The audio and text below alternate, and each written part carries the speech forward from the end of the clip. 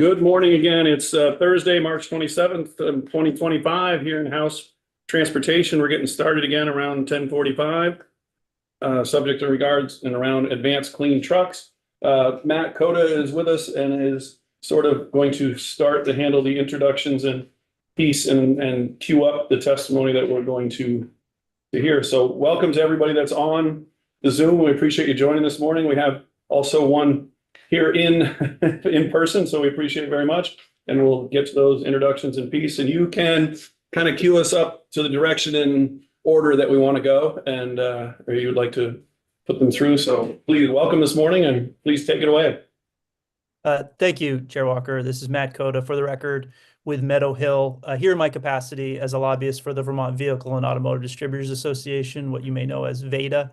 VEDA is a trade association which includes all of Vermont's new local car and truck dealers.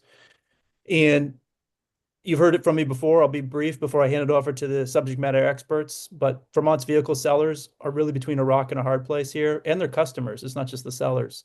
I mean, news of the 25% tariffs, possible 25% tariffs from the Trump administration next week on imported vehicles and parts, coupled with the California requirements being imposed right here in Vermont on the next model year on vehicle manufacturers, both cars and trucks. And I know this committee can't do much about what's happening in Washington, D.C. about tariffs. And I recognize, as Chair Walker reminded me, that you do not have possession of H-65, which would repeal the California EV mandates here in Vermont. But I do appreciate, and I want to acknowledge the eagerness of this committee to do some fact finding and to hear from those that are affected, because together, federal and state regulations, these are impacting sellers and buyers, and that's certainly the purview of this committee. So before I hand it over to the witnesses, I would just like to articulate that Cam, thank you for posting a letter signed by Jack Castellana, a resident of Berlin, the owner of Formula Nissan in Berlin, and the president of the Vermont Vehicle and Automotive Distributors Association, laying out the implications and the facts behind Vermont's low and zero emission vehicle regulation. So please read that if you have a chance. We will continue to ask the House Committee on the Environment to allow either this committee to have possession of this bill, which repeals these regulations, or at the very least, take it off the wall for consideration. But I want to publicly thank this committee for taking on these tough issues, not dismissing them out of sight. This is not a lack of consumer education. The lack of these vehicles and the ability for the consumers to purchase them, these are real problems. These California requirements here in Vermont, both on the car and the truck side. And I'd like you to hear from two subject matter experts, two Vermonters that are selling both cars and trucks and understand this regulation and implications very well. So first, I'd like to turn it over to Mark Alderman with Alderman GMC in Rutland, and then Brent Dragon with RA Charlie Boys in Milton. So Mark, take it away. Good morning. It's an honor to be here to speak with you folks today.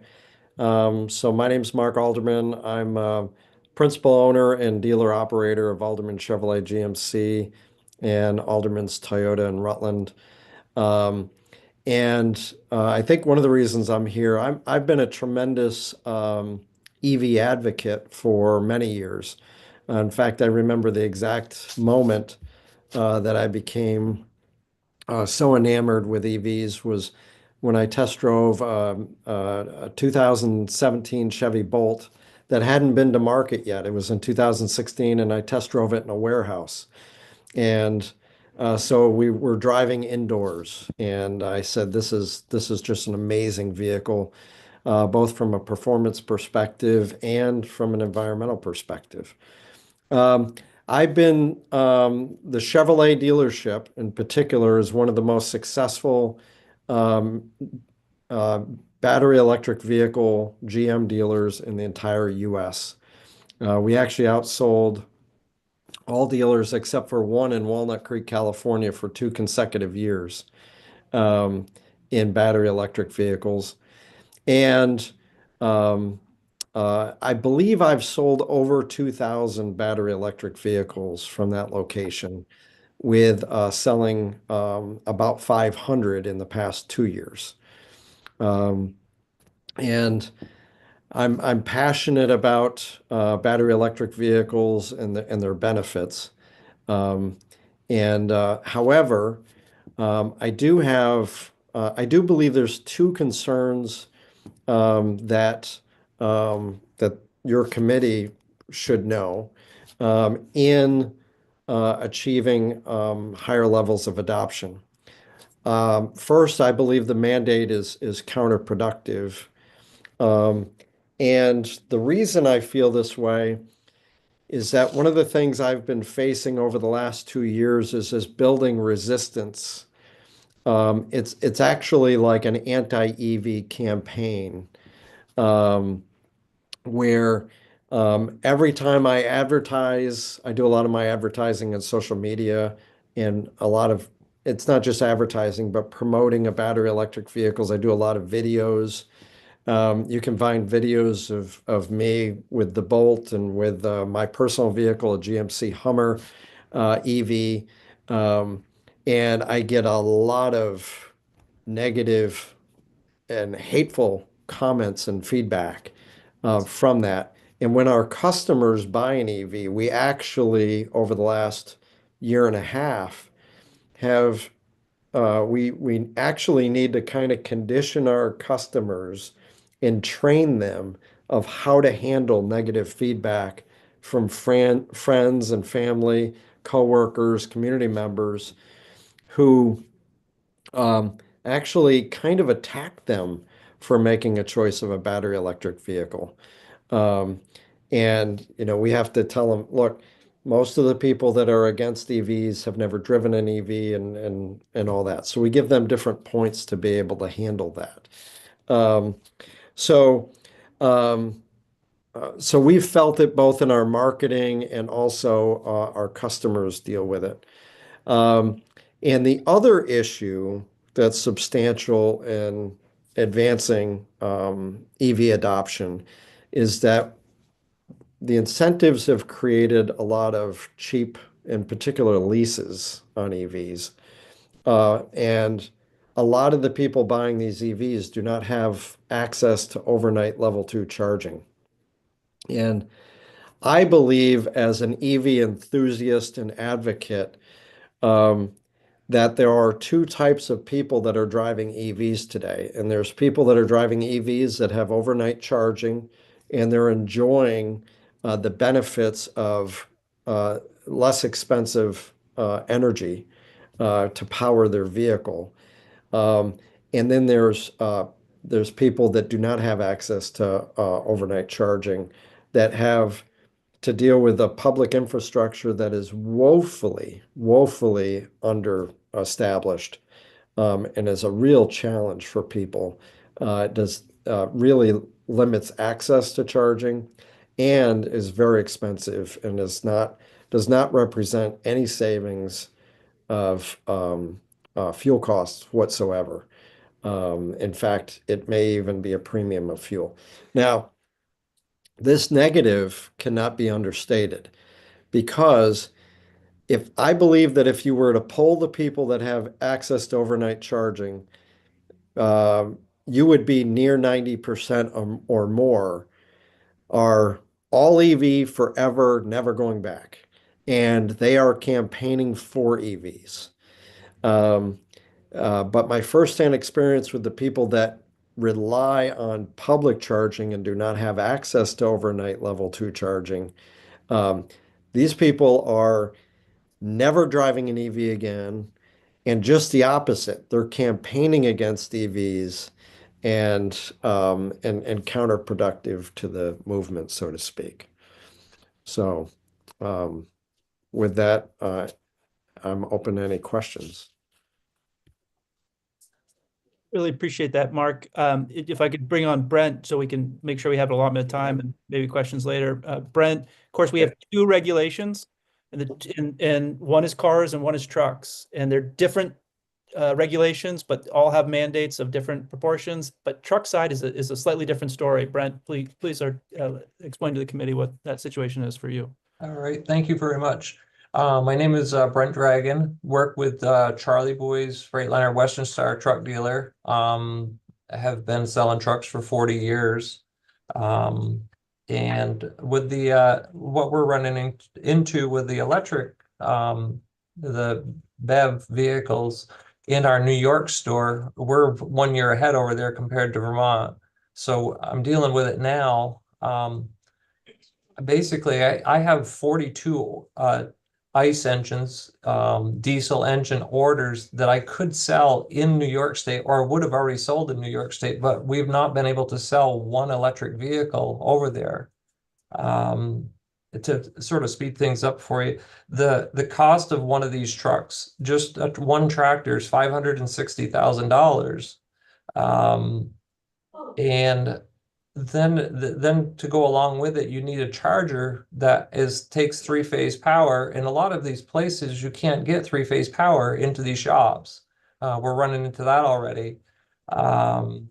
We here at Charlie Boys are putting in 3 charging systems right now into our dealership because it's mandatory by Daimler to have this for if trucks ever do get to a point where they have to charge. And it's going to, just those 3 chargers alone, it's going to be about $600,000 for us to install them at the dealership. The other issue that we're running into on this is the technology. A diesel truck will travel 700-800 miles a day, whereas this electric vehicle, we're lucky to get 200 miles a day. So really, let's say Pepsi-Cola leaves Burlington, they can't go to Newport and back without a charge. And there's no place to charge these because it's not the same charger as a car. The three-phase power has really, it's going to take a lot of infrastructure to get this up and running before these trucks can actually be able to be used.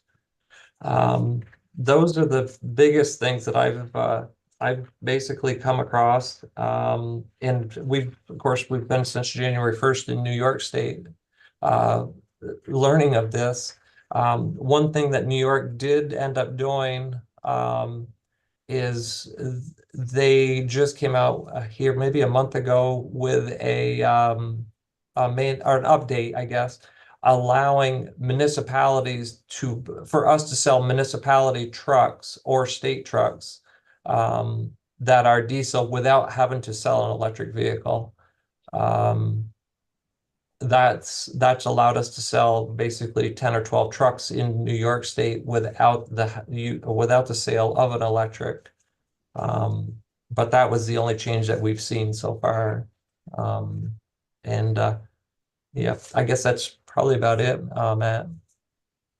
I appreciate that, Brent. And for the record, I also work with the propane sellers, and I'm here in Providence at a regional propane meeting, and in Massachusetts and New York, we're trying to figure out how to have a battery-powered propane truck. And the reality is that the fire code does not allow it because of the lithium battery that has to go on a propane truck. And lots of people will talk about the flexibility with this rule, that it's not 100%, that you can still buy a diesel truck. But what we're hearing from the truck dealers, and I'll pass this over to Matt, which is you cannot sell your diesel trucks in ACT states, like Vermont will be next year, if you don't sell the electric.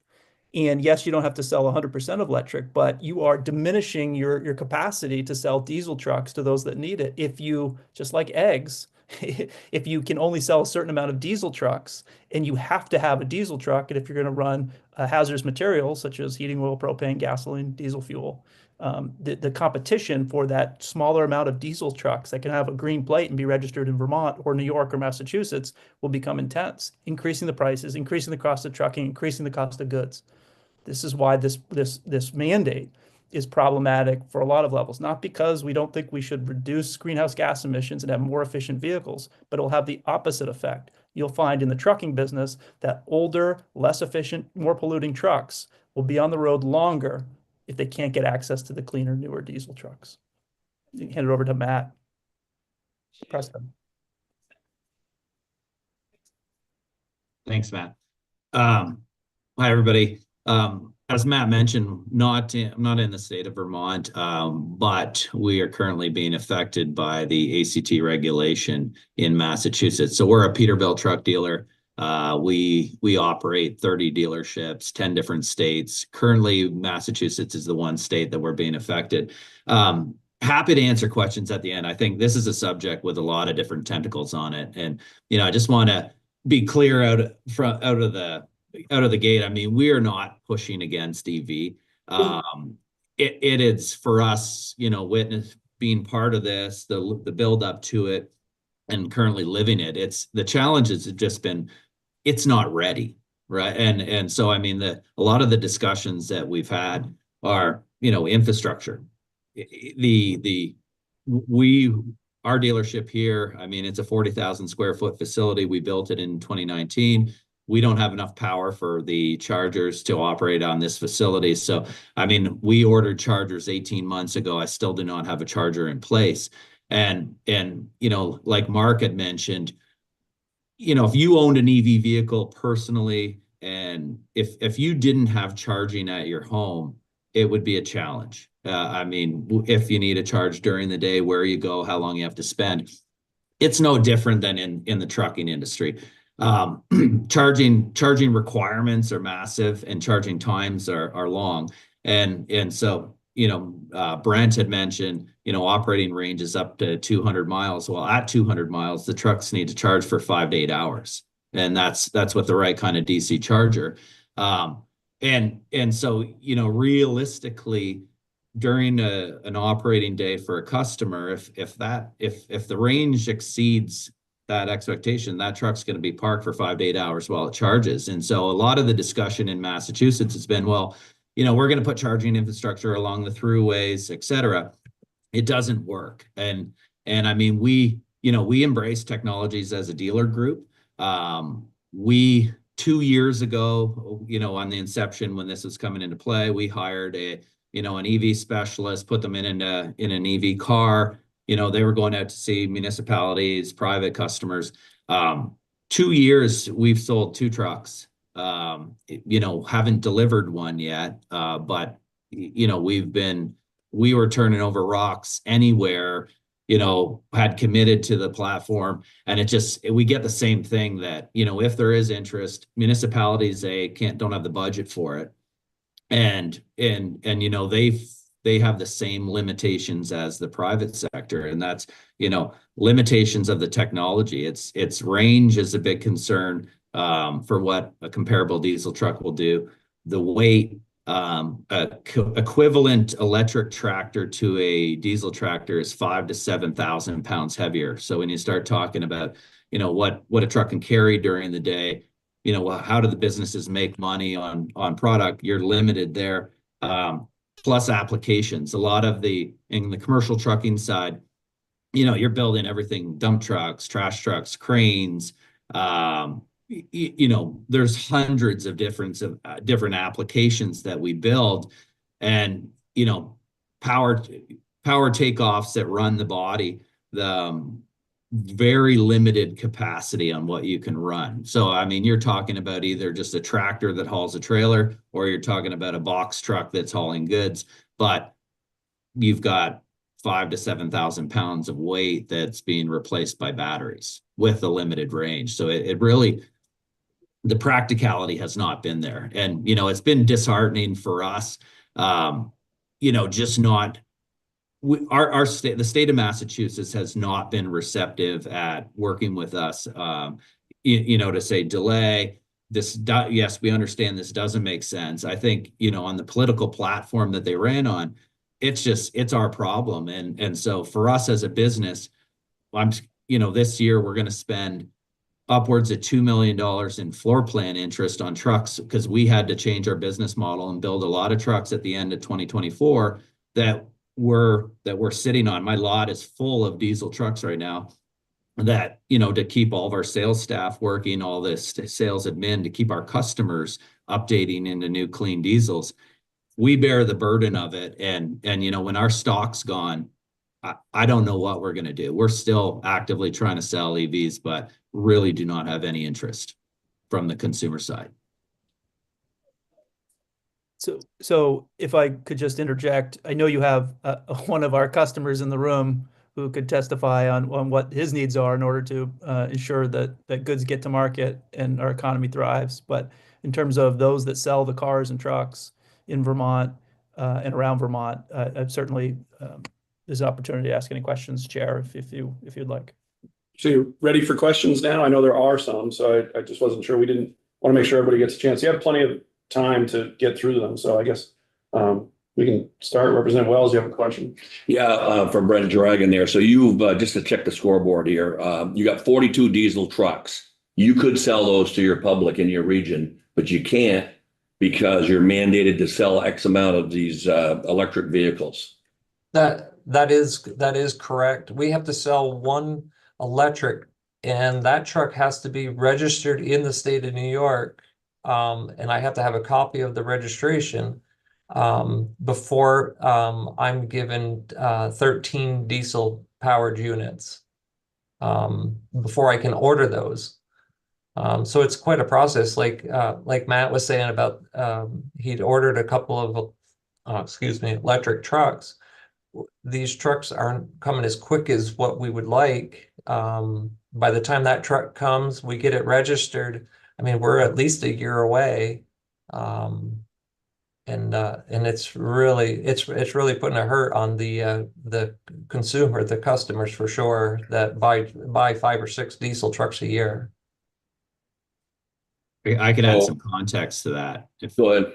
I was just going to say, so our ratio is a little different because of the product offering. But so for us here, I need to sell 1 EV to open up 8 diesel credits. Now, you can, as long as we have an order in place, we can dip into our credits. Now, the other thing the state allows is you to go into a deficit position. So, I could go out and sell a bunch of diesel trucks, but I'm in a credit deficit position that I owe those sales back. And it's just not something as a private business we're willing to do. We don't know the penalty if you can't make up the sales.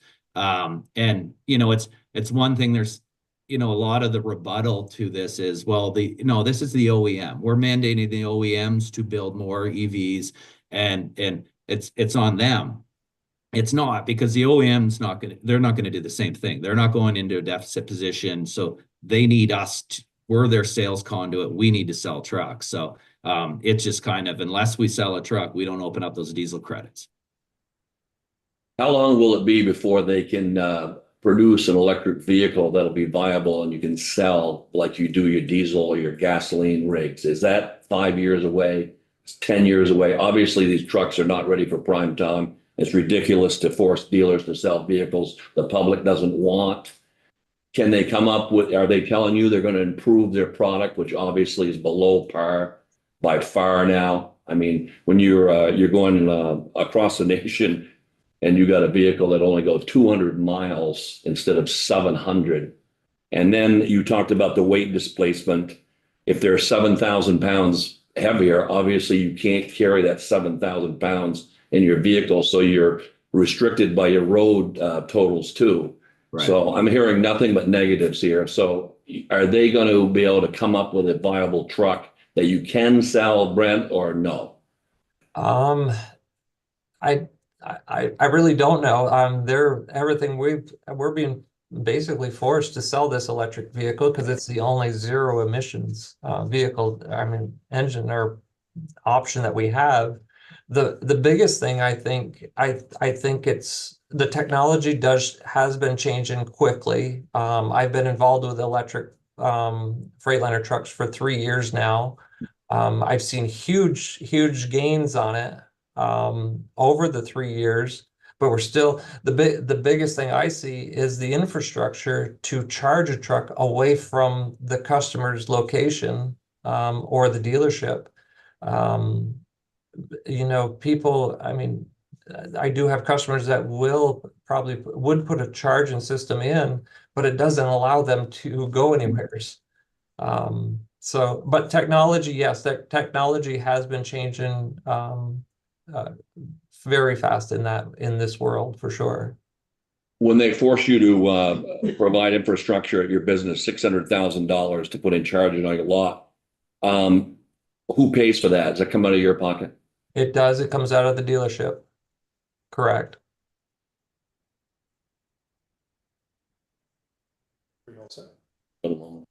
I just check and see. Say thank you. I will say move on. If not, it's still your Yeah, go floor. ahead, move on. Just a second, Representative Casey. I have a question, Matt. You said you had hired an EV focus specialist sales rep to try to go out and Yes. sell.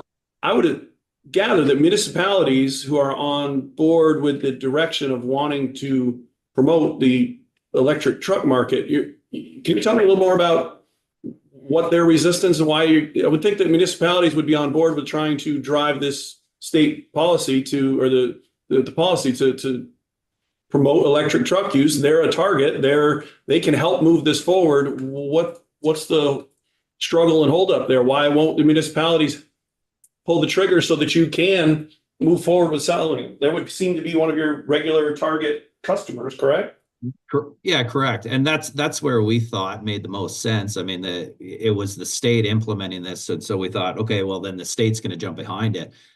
In Massachusetts, the state exempted themselves, any municipal or state-owned agency from buying EVs as long as it was a snowplow application or street sweeper. And I don't know how they carved out just those two. But reality is when we talk to like people running these trucks in the municipalities, it's the same challenges that the private sector faces. It's cost of the equipment. You know, they're getting their budgets approved. So you can almost buy 3 trucks for the price of one EV. And then in just strict limitations. Do they have enough power to run the truck? What is the application of the truck? What are the ranges required? A lot of the trucks that the municipalities use do, 3 or 4 different jobs depending on what season it is. And, you can't run a snowplow, on an EV, just too much power draw. You can't run a dump truck, can't do hook lifts. So it's unless you have just a straight body truck that, is carrying pylons around or something, it doesn't work.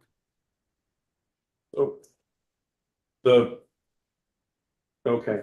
Representative Casey, you're up next. Does Lee Zeldin and the EPA had any impact as far as what the future looks like for you guys? So if I could take that, if that's all right, Representative Casey. So certainly this is a state regulation adopted by the Agency of Natural Resources, promulgated by them at the advice of the Climate Council. It's in the Climate Action Plan. It was accepted by the Legislative Committee on Administrative Rules, and it takes effect with model year 2026. Certainly, the Trump administration could revoke California's ability to impose this mandate in California, which would then revoke the ability of Massachusetts, New York, and Vermont to impose similar mandates. We either adopt the California standard or the federal standard. However, that has not happened yet. Is it just a tailpipe standard that they adjusted, or was it just a tail? Is that what it was? So California sought permission and received a waiver in order to impose regulations on what vehicles manufacturers can deliver to the state based on the 1970 law called the Clean Air Act.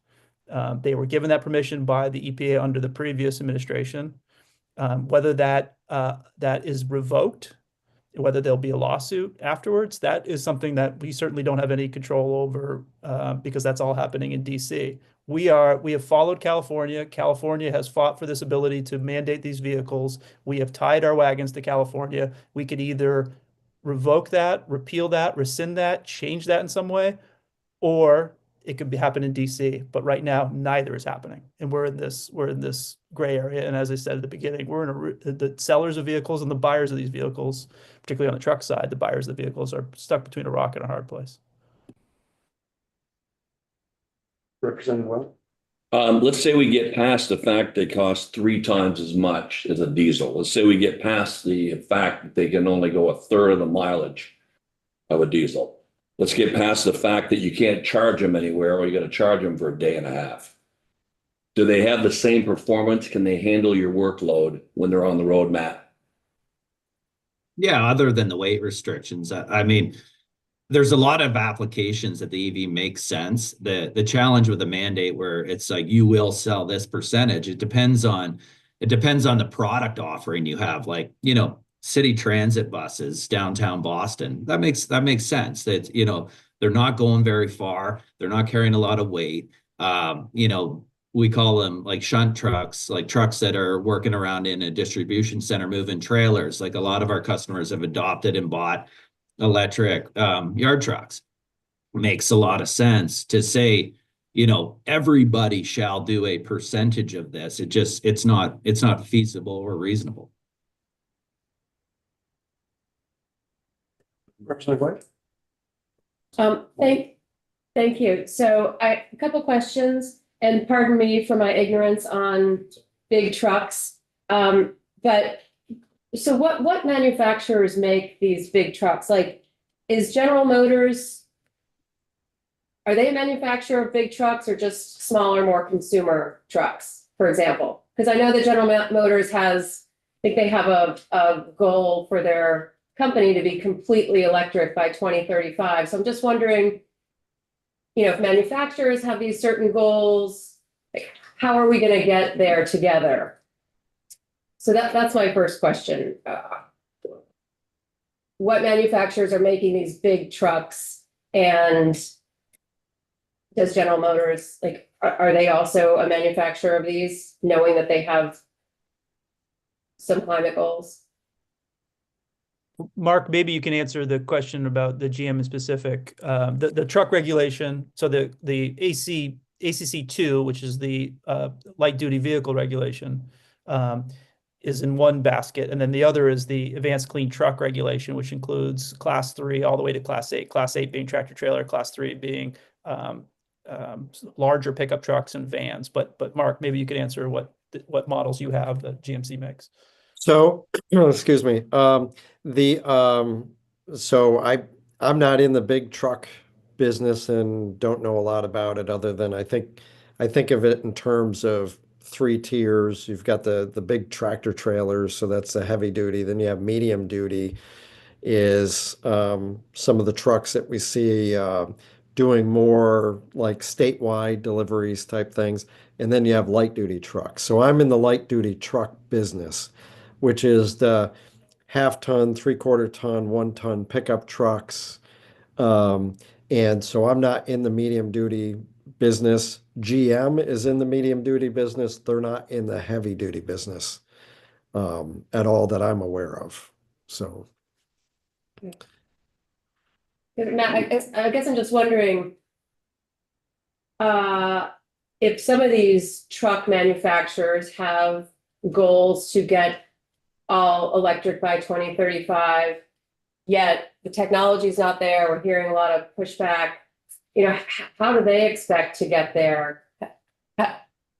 Well, Just from General Motors' perspective, I don't believe they're including their medium duty trucks in the goal, which they view as a true north, and I guess it's an aspirational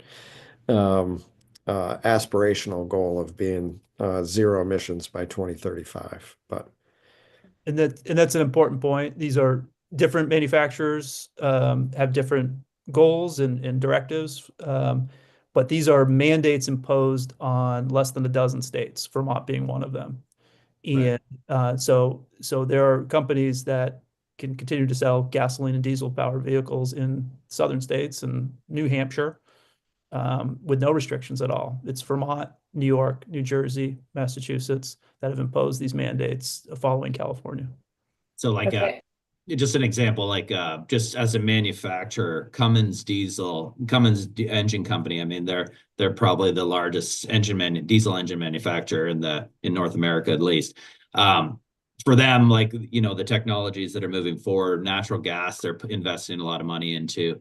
But I mean, that's not a zero emission fuel. Hydrogen is another fuel that is being worked on significantly. It has the same challenges with infrastructure and the cost. But those are, I wouldn't say that all the manufacturers are putting their eggs in the EV basket, because I don't know how sustainable it is based on, you know, applications. So there's a lot of different technologies they're working with. And one more question on the charging, and I just want to make sure I'm understanding. I think it was Brent talking about you got a big truck and then you know, our infrastructure is inadequate right now, and I don't disagree with that. But you were referencing that it takes 5 to 8 hours to charge a truck. And I'm just trying to understand that, because my experience with a level 3 charger is, you know, it takes about a half an hour for a passenger car. So does it really take 5 to 8 hours on a level 3 charger to charge a truck? Yeah, of course, the truck is 3-phase power. I'm not familiar with the electric cars at all, as far as charging them, but as far as a truck, if you put the very high-end electric charger in, which is basically that just the charging unit alone is $150,000 to $160,000. You can charge a truck from basically 0 to 80% in 3 hours. If you do the basic system, which is still 3-phase power, I mean that unit there is $110,000 to $120,000. That's about six hours of time to charge that truck. Back to 80%. And Matt, can you just clarify, like, is phase 3 power and level 3 EV charging, are those the same? Do those mean the same thing, or are those different? Well, I mean, they can charge, you can do different charging, and it just depends on how fast it's going to charge the vehicle. Like the fastest DC chargers, the trucks will charge at 150 kilowatts at a rate of 150 kilowatts, which is a lot higher than a car will. Just to put it in perspective, in one day operating and charging a truck, a truck will consume more power than the average household consumes in a month in one day. Thank you. Yes, Representative Burke?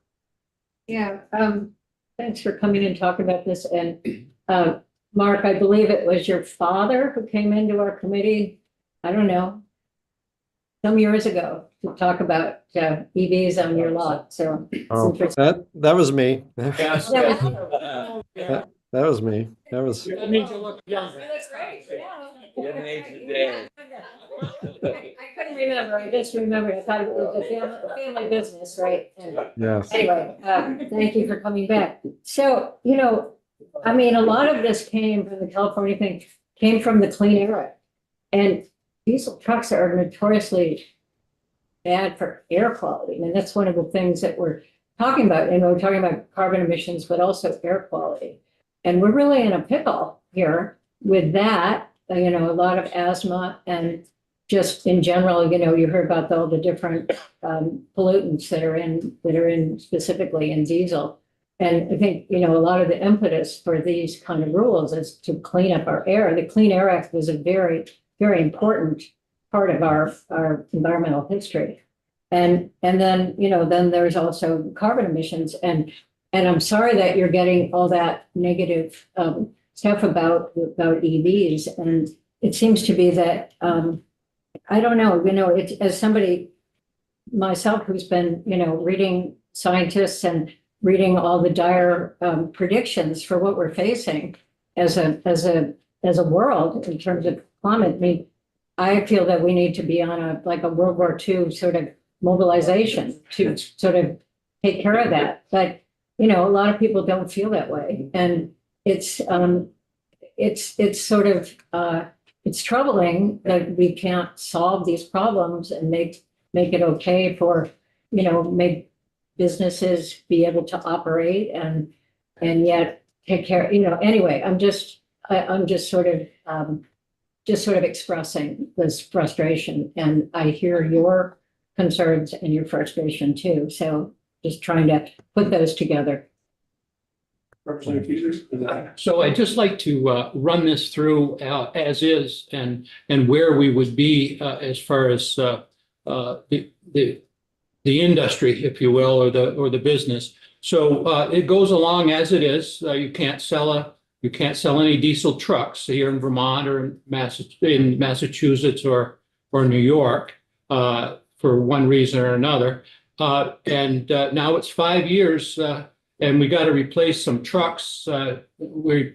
Some may be electric, but the vast majority are still going to be some type of liquid fuel. Does that mean New Hampshire and Maine are going to start registering trucks that run in Vermont? So I'm happy to answer that, Representative Keyser, and it's a very unpopular answer, which is to say we have two different regulations with the truck and the car. On the car side, you can still, it's not a mandate on the consumer. You can go to Keene, you can go to Lebanon, you can buy a gasoline powered vehicle and bring it, if it's a light duty vehicle, and bring it to Vermont and register it. And the manufacturer, it won't count for or against them. But on the truck side, as you heard both Brent and Matt Preston explain, it needs to be registered in Vermont. So on the car rule, if Vermonters do not buy the cars that the mandate requires, the only entities that will be harmed will be the 100 new car dealers and their thousands of employees and all the income taxes that they pay and business income tax. The purchase and use tax will still be collected by the state of Vermont when you register that light duty vehicle. But on the truck side, the regulation requires that vehicle to be registered in the compliant state, which is Vermont. So if you own a propane company or a heating oil company or a Coca-Cola company, you can avoid the regulation only by registering the vehicle within a different state. That means you would have to open up a office or a store or a warehouse in New Hampshire and trade your green plates for white plates. That will harm the revenues collected by the state of Vermont and that is spent on maintaining our roads, because that purchase and use tax will not go to Montpelier, it'll go to Concord. But if that's the only way that you can stay in business, that you can pick up milk and logs and granite in Vermont, is by trading green plates for white plates or going out of business, you got to do what you got to do. That is happening today in Massachusetts. So I mean, you know, we became live January 1st. So there's three things, like, you know, I've said before that trucks have a shelf life, and you know, everything you touch comes on a truck, and so I mean the trucks are continuing to operate. So here in Massachusetts, we bought more trucks than we normally would at the end of the year, and so we've got a lot of stock. So, you know, we have customers buying our stock trucks, which are still registerable in the state. We're rebuilding old equipment, so we've got a lot of customers that are having us rebuild engines so that they get a second, maybe even a third life out of their trucks. And then we have customers that are buying new trucks and registering out of state. Back to the comment about tailpipe emissions. The one good thing that California recognized and did years ago, they were giving incentives for customers to upgrade diesel equipment to new clean diesels. And so if, you know, as an industry, it's been kind of a stair-stepped approach on cutting emissions. And since 2004 was kind of the real major first initiative to cut tailpipe emissions, a truck built in 2004 versus a truck built today, that 21-year-old truck puts out 60 times the emissions of a truck today. So that one truck accounts for 60 trucks today. So you talk about cleaning up the emissions, get rid of the old trucks off the road, incentivize businesses to upgrade. So as far as the timing and piece goes, we have two witnesses that are in-house. Are you able to stay online while we hear from here and then be available for all the questions, or would you? Okay, so I'd like to get the next witness in. Bill, if you want to handle how you want to do that, and then we can ask, if they're gonna still be available for questions, is what I'm. Yeah. If you want to go real quick. Yeah.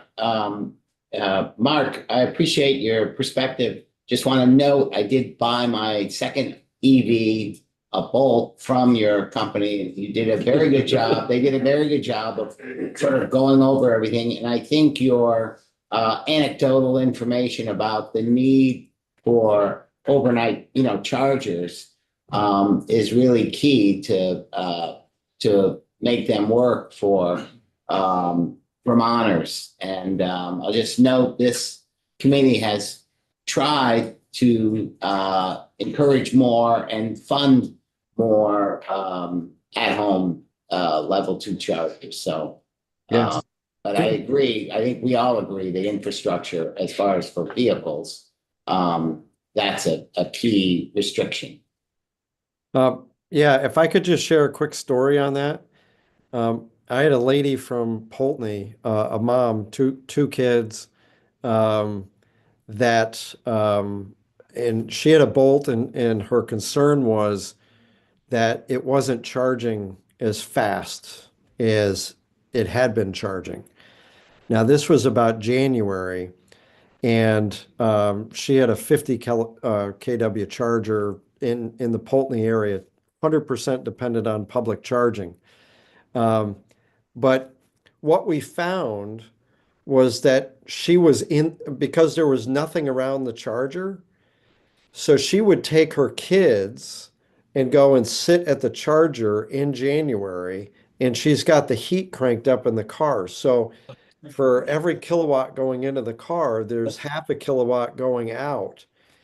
And this was like her entire life was turned upside down. Like she wasn't enjoying the benefits of an EV whatsoever. And I begged her and her significant other to try to let me have direct access with the landlord to see if I could convince the landlord of the benefits of installing a level 2 charger. And so these are things that are happening every day with people that we have now put into, not just us, but people that we've put into EVs that are dependent on public charging. And so it's very concerning for me personally. Let's, thank you. Let's get people in the room and then we'll have everybody available for some questions. We used to have extra chairs over here, so I'm just gonna jump in real quick, introduce and then have Dave come over and what we call the real people sit in the real chair here. But Bill Smith, I represent Vermont Truck and Bus Association, have for quite a while. I've been on this committee over the years and only once early this year, but we did talk about this issue then. From my membership, what we see is that the difference between, if you will, cars and medium and heavy duty trucks here is orders of magnitude more complicated for the trucks than it was for the cars and for the light duty vehicles. And that's the concern here, is that they're not there yet. It's not ready for prime time. I think you heard from some of the previous testimony that sentiment, in a way that passenger vehicles were and are making a difference out there. So this industry, obviously, we're the Truck and Bus Association, and this is what my members use to provide the services to all of you and the rest of the Vermonters, and to the rest of the nation as well. Whether it's Bellavance Trucking running in all the lower 48 states, or it's Barrett Trucking running in every town in the state of Vermont with their dump trucks for salt, or it's John and Rona Bruno up at B&B Trucking running one truck east to west every month. They're all going to be affected by this, and they're all worried about it. And my members, who are also truck dealer members, and I do think we have 6 different truck dealer members that are also members of my association, are telling me that they're very concerned, and what you've heard from the gentleman on the screen behind me. And every member I've talked to has the same concerns, that Vermont does not have the power to successfully impact our environmental crisis on its own. But Vermont does have the power to delay these rules so that we do not significantly harm this industry in the state of Vermont. You do have the power to do that. And we're asking you to do that. And in 20 years, I've never been as concerned about this industry as I am today because of this issue. And having said that, I thought that Matt in particular addressed the emissions reductions over the last 30 years have been amazingly successful. Matt told you the same numbers I've heard for years. And the phase 3 power issue versus level 3, those are kind of apples and potatoes. I mean, phase 3 is the power coming into your building provided by the utility. It's a certain level of wire size and what basic amount of output it can produce to whatever's in the building. And level 3 charger is one that can access that and provide the charge. But when you look at these engines that are in these trucks, and I'm sure that the previous testimony people could tell you a lot more than I can, but again, orders of magnitude greater. You know, you have these 450, 500 kilowatt plus motors that you're trying to charge in a limited amount of time because of the drivers are limited the amount of time they can be on the road before they have to stop every day. Is it 11 hours of drive? They will go over that with you. Thanks, Dave. And what that means for them and for these businesses is that this technology is not ready for prime time yet, and it's going to be a real harm to my members if you don't do something about it. Thank you. Dave.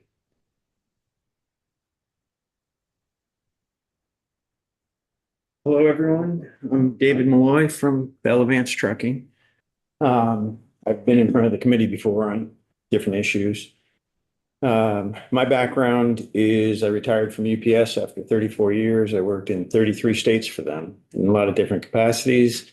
When I retired from UPS, I came to Bell Advanced Trucking. I've been there for the last 12 years. I was on a 3 to 5 year commitment, but they're good people to work for. So that's why I'm still there. I do want to address the issue as a trucking company. However, I would like to just say one thing about your statement about the clean air. It's something that we don't talk about. Nobody talks about how far we've come on the clean air. Just one exhaust system on these new trucks cost around $30,000. One filter alone is $2,500. And it takes another fluid to be put into the exhaust to clean the air that's coming out the tailpipe. A lot of people don't have any idea that that takes place. But over the past, and Brent Dragon can tell us when that really came into effect. I don't recall when it came into effect, but it's mandated that to get the tailpipe emissions as low as it is right now, the DEF fluid that goes into the exhaust was mandated. And these vehicles, our vehicles, all of our vehicles pass the California Clean Air and federal emission standards. So, it's something that, obviously zero emissions is way better, but we also still have businesses to run. So let me just back up a little bit why that was on my mind. I want to make sure that was I just addressed. actually mentioned to you, I worked on anti-idling bill some time ago, I don't know, 5 or 6 years ago, and we had heard that UPS was turning off all the trucks and not idling them. Is that correct? That's correct. Actually, we do that too. Yeah. UPS does that. There's a lot of companies out there that have really tried to lower their emission standards. When you lower your idling and everything else, you're also lowering your cost of running your own businesses too. Our trucks will shut off after 5 minutes, and drivers don't like it. But we went to a hybrid auxiliary power unit, which keeps the drivers cool in the summer, warm in the winter, and that's a battery system. That's an additional, I believe it's 8 batteries on our vehicle to help support that one unit.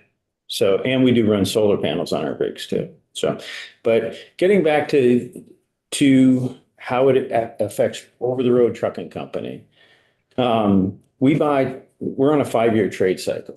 And as you've heard from the dealers, that when you're on this 5-year trade cycle, you're getting the latest and greatest on emissions, tailpipe emissions and miles per gallon.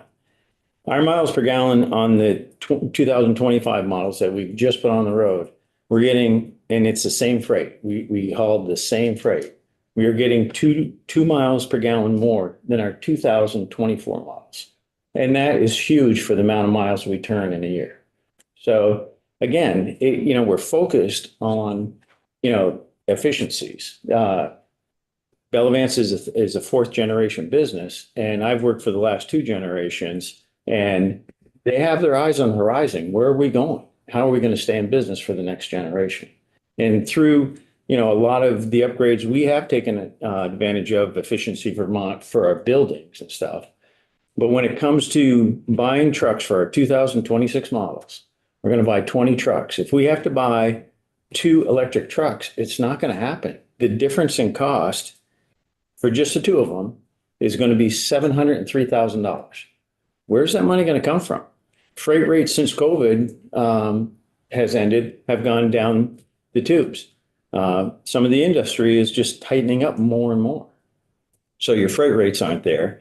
A lot of the smaller truckers are going out of business because they just can't afford it. This Clean Air Act affects 11 states. We service, as Bill said, the lower 48. So where are we going to charge? You know, there's just, the infrastructure isn't there yet. We're not against it. It's just not there yet. You know, you were talking about, can the vehicle, the EV vehicle, do the same job? We hope it can in the future, because if you get in the cabs of our trucks now compared to the cabs that we were buying 10 years ago, it's like riding in a car now. It's that smooth. It's that quiet. You don't hear any noise out of our vehicles. We just did a decimal count on them recently. And, you know, we don't change a thing. However it comes from the manufacturer, that's what we run. We're not trying to get any more performance by changing an exhaust or whatever the case may be. We stick to the rules and we run the business. So when you're on the 5-year trade cycle, you are getting the latest and greatest. A big problem with the electric is, and as you've heard, the time it takes to charge. The real problem is none of that lines up with the DOT regulations of hours of service.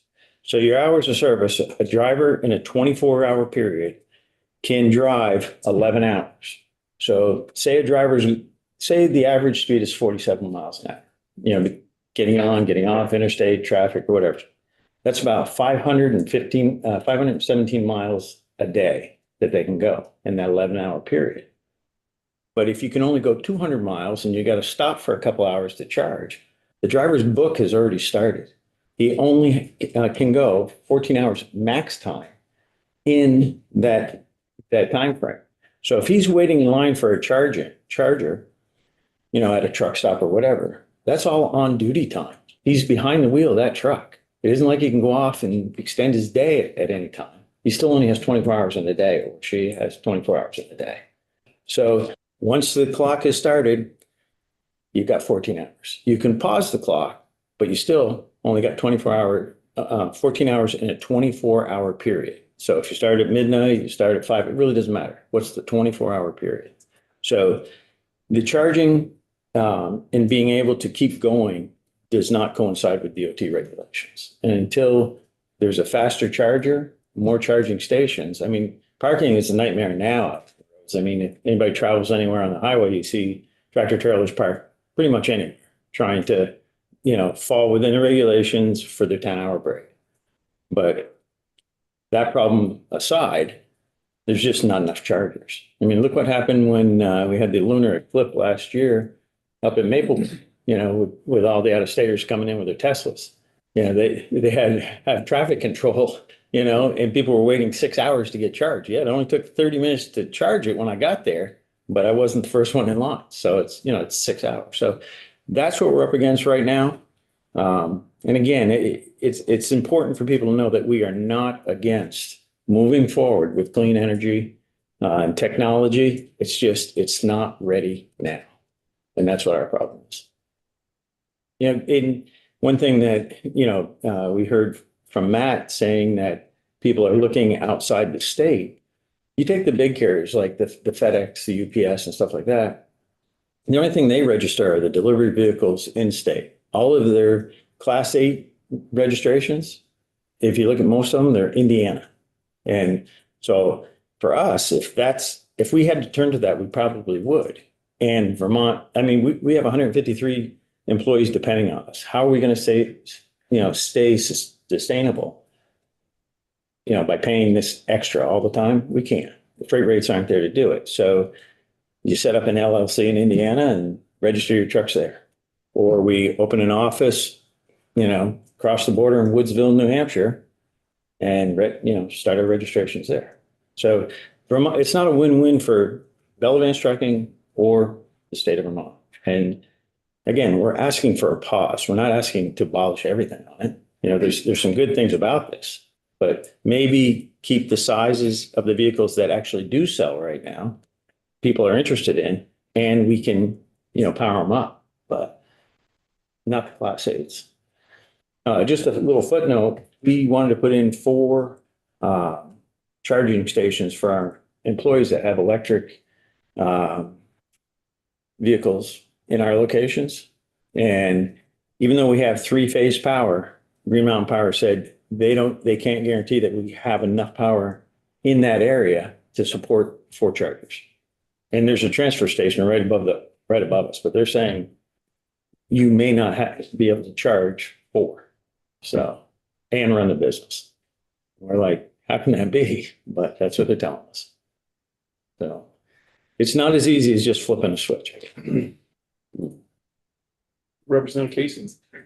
The, sounds like to me, like if you guys went through and did everything that our government wanted you to do, you would, the cost of goods are gonna go way up.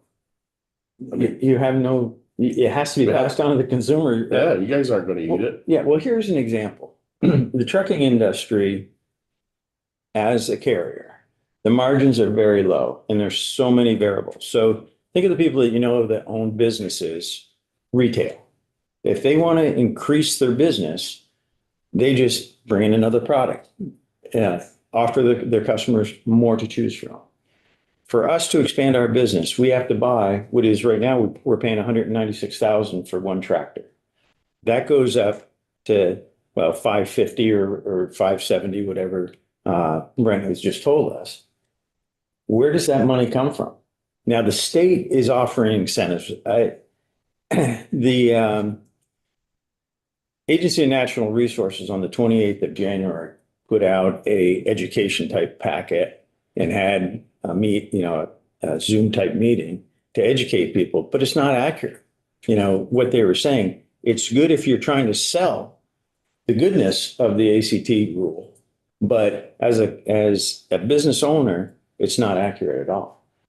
That money that is available right now through the Volkswagen program, and I think there's 3 other state programs and a couple of federal ones, I don't see any of them that are going to write Bell Advance a check for the $703,000 additional dollars it's going to cost us just to replace the equipment we have. To expand, again, we need to have a $196,000 tractor plus another employee. And you're trying to stay competitive. Yeah, exactly.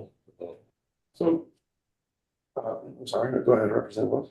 So as this grind continues here and you can't move vehicles that are on your lots for you gentlemen, how long before you start losing manpower as far as losing jobs because the product won't sell? Is that coming? Go ahead, Matt. Yeah, I think that if something doesn't change, we'll lose our sales staff in Massachusetts. As I mentioned before, we've got a lot of stock on the ground now, but I mean, that comes at a price. My floor plan interest per month out of this location is $300,000. So, the real big impact is that when you look at new orders, I don't have 1 truck on order that's going to be registered in Massachusetts. And so when all my stock sells, we have trucks sold, they're going out of state. And you just look at tax revenue, like all my competitors, we now have become closer with this issue and we talk a lot. You could count on one hand the amount of trucks that are on order for Massachusetts registration. And a typical year in Massachusetts, like class 6 through 8's 3,000 trucks. So, rough math, it's $26 million in taxes paid. And just to put a pause, sorry to interrupt, but to Representative Wells' question, what Matt is experiencing in Massachusetts and Brent in New York, they're 1 year ahead of us. That's coming to Vermont unless something changes in model year 2026. We're trying to be proactive here. This is what's coming to Vermont. Okay, along that lines, the emissions was discussed, and I thought that there was an interesting exchange. You have to say that probably if you'd have gone back at that point, there would have been a view that there's no way that a truck in a short time is going to, the emissions would take 60 trucks less. So the public policy of the direction in the long term helped. And it was probably an incredibly difficult transition, but I don't think anybody would argue that having substantially less emissions isn't a good thing in terms of just air quality, quality of life, and what it did to try to, I suppose, help reduce the smog in some of the cities where it started, in the states where it started, but the regulation started. So the policy can work in terms of public policy. The behavior has changed.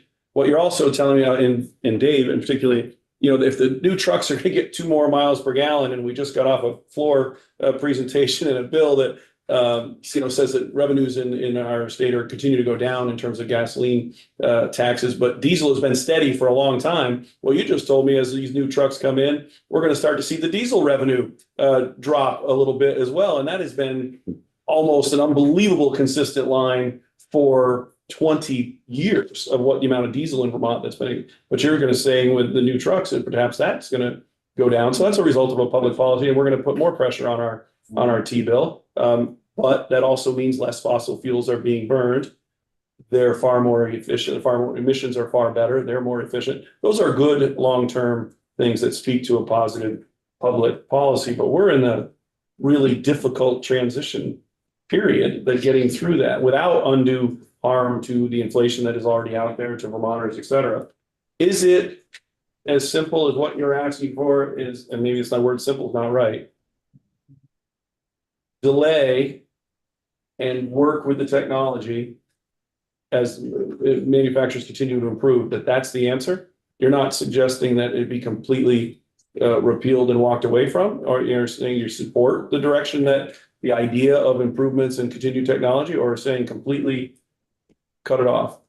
So please go ahead. Yeah, I feel on this note, and I can't speak for the dealers and the technology, but we are part of different trade groups, different benchmarking with very large trucking companies.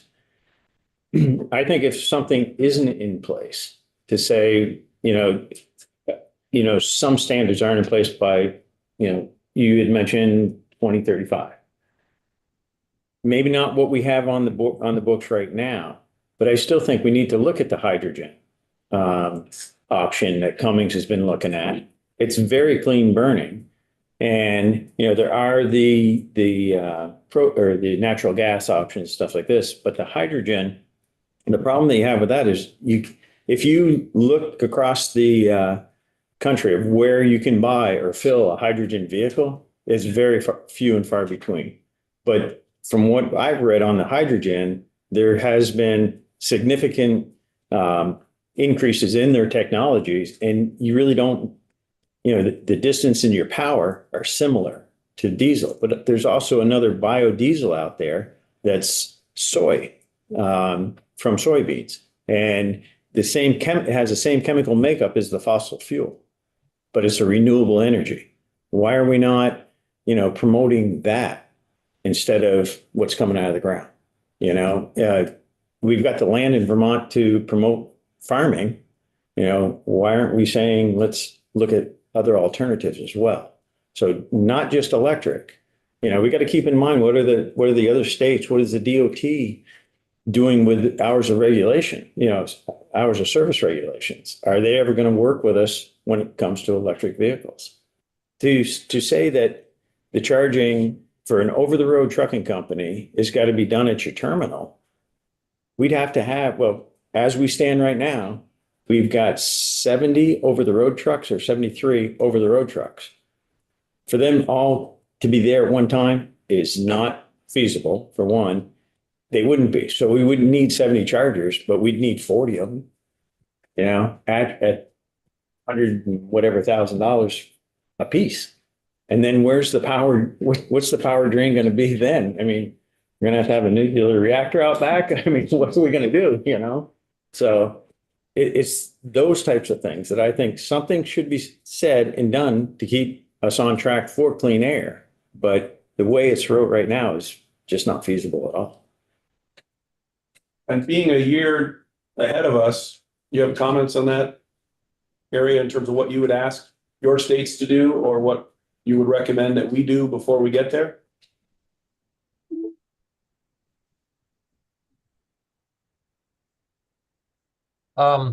As far as what we're seeing in New York, yeah. It's just, I just think we're going at this too fast. the one thing, we're a very small dealer in New York. We have a place in Plattsburgh. And like I said, I have 42 orders that are sitting on my desk. The state of New York has lost I just looked it up, basically $608,000 of sales tax that they would have took in on those 40 trucks, you know? So I mean, and as I said, we're a small dealer, but the amount of trucks that are sold in New York State, I couldn't imagine how much sales tax that actually is for the state that they're not going to receive. But as far as the state of Vermont, I hope we could delay it for a little bit to at least get the trucks to go a longer distance, the battery technology improve, and get some kind of an infrastructure out there so that there are charging ports throughout the state that these guys could go to. Yeah, I'll add, you know, the private industry thrives on efficiency, right? And being able to, you know, grow and pay our people. Manufacturers for years have been like, they're way ahead of where we're at, looking at the different technologies to drive efficiency for our customers. And that's kind of our edge over the competition. Like David mentioned, if you can save 2 miles per gallon, that's massive savings for a company. So, you know, these OEMs continue to drive and find ways more efficient. On the electric side of things, you know, it really depends on how the technology evolves, what the infrastructure does. And I think it's, you know, there's a few things that can really be done, and that's, you know, get the old trucks off the road. You know, if you want to really make a quick impact, incentivize people to retire old equipment and replace that with newer, cleaner technology. And the other thing is have a more focused approach on where does EV fit today? What, you know, the certain pockets of the market, the final miles, the transit buses, just different pockets where, you know, that technology really works and makes sense and you can drive a good value proposition there. That's where you're going to succeed. I think that that is interesting. I could just look to one particular rep real quickly about replace your ride for trucks. That sounds interesting. As we get close to having to wrap it up, I'm sure there's a few more questions. If in Vermont, like what I think I heard about was Massachusetts in particular, if the municipalities are not customers of electric trucks, that really scares me in terms of without that support, how else are we going to move forward to get them out there quickly? I would have thought that was a key customer base to help move implementation along. And maybe I'm misunderstanding that, but without them helping drive the activity forward to help the dealers and the OEMs compliance and to help get it out in the field so that there's experience and success. Without the municipalities buying anything, what else? It seems to me to be the key market area that would have been expected to be on board first. And they're not. That's a real problem, a real major challenge, I guess. That's what I'm probably most taking out of what I'm hearing. So on the parts I've heard. Are we going to be in that same situation here? One municipality comes through and the dealership moves on in business. And if it doesn't, or one Ben and Jerry's comes through or whatever, but if Massachusetts put a sales rep on it full time and they couldn't get one municipality to move on it in a dealership that big, what are we going to do here? That's my question to the witnesses as we get now we're hitting up against our timeline. I'm not sure if anybody wants to sum up. I'm sorry, we can get one more question and then we can sum up. One or two. I think you had your Representative Burke, Representative Wells. You guys got maybe 1 or 2 minutes left, and that's. We have a minute. I just wanted to say, if we had a national policy that would drive innovation, and I mean, it's in an ideal world, that's what would happen. We'd have a national policy around this. Would be money to install chargers. The innovation would be happening because of the mandates, and that's just talking in the ideal world. But Representative Well? Brent, how would these electric cars do on the racetrack? I probably would have been out of racing long before this. Not very good with electric, I guess. Is there anybody in your group, Bill or Matt, that would like to sum up at all? And otherwise, I'd like to say just briefly, When the legislature passed the Global Warming Solutions Act in September of 2020, it included in there the mandate to the Climate Action Council that it would be cost effective, technologically feasible, and equitable. And what this industry is here telling you is that these rules do not do that. And that's what we call your attention to, is an area that the legislature could look at to determine if these rules should be paused for our length of time. Anybody on? Yeah, thank you very much, Chair Walker, members of this committee. I really do appreciate you willing to ask questions and listen to some of our estimates. I would love to live in an ideal world too, but this is the real world. And we live in a state which is imposing mandates which will harm local people, local businesses, and drive this out of state. And that's a problem. That's a problem for all of us. Thank you very much for joining us and giving us as much time as you did this morning. Thank you for traveling to be here to testify. Members, thank you very much. We are adjourned Thank until you. tomorrow Thank afternoon.